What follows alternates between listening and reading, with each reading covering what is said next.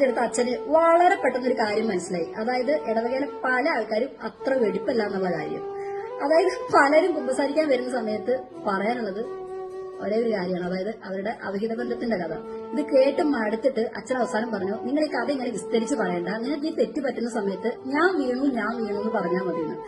അപ്പം ഈ ഒരു കോഡ് ഭാഷ ജനങ്ങൾക്ക് ഒത്തിരി ഇഷ്ടപ്പെട്ടു കേട്ടോ. അപ്പൊ അന്ന് മുതൽ അവര് ഞാൻ വീണു എന്ന് പറഞ്ഞു തുടങ്ങി. അങ്ങനെ വർഷങ്ങൾ കഴിഞ്ഞു, ഈ അച്ഛൻ മരിച്ചു. പുതിയതായിട്ട് ചാർജ് എടുത്ത അച്ഛന്റെ ഉള്ളിലും ഇവര് ഞാൻ വീണു തന്നെ പറഞ്ഞു തുടങ്ങി. അച്ഛൻ ഈ സംഭവം മനസ്സിലായില്ല.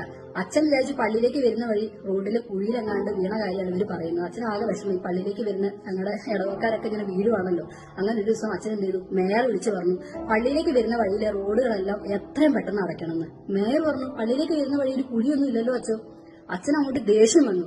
എന്നിട്ട് പറഞ്ഞു, എന്റെ പള്ളിയിലേക്ക് വരുന്ന എല്ലാ ആൾക്കാരും കുമ്പസാരിക്കുന്ന സമയത്ത് ഞാൻ വീണു എന്നാ പറയുന്നത്. അപ്പൊ ഇത് മനസ്സിലാക്കി മേയർ പൊട്ടിച്ചിരിച്ചു.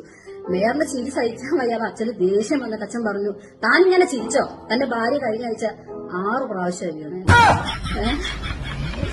അപ്പം ഏതടവകയാന്ന് ചോദിക്കല്ലേ, തമാശയായിട്ട് കണ്ടാൽ മതി കേട്ടോ.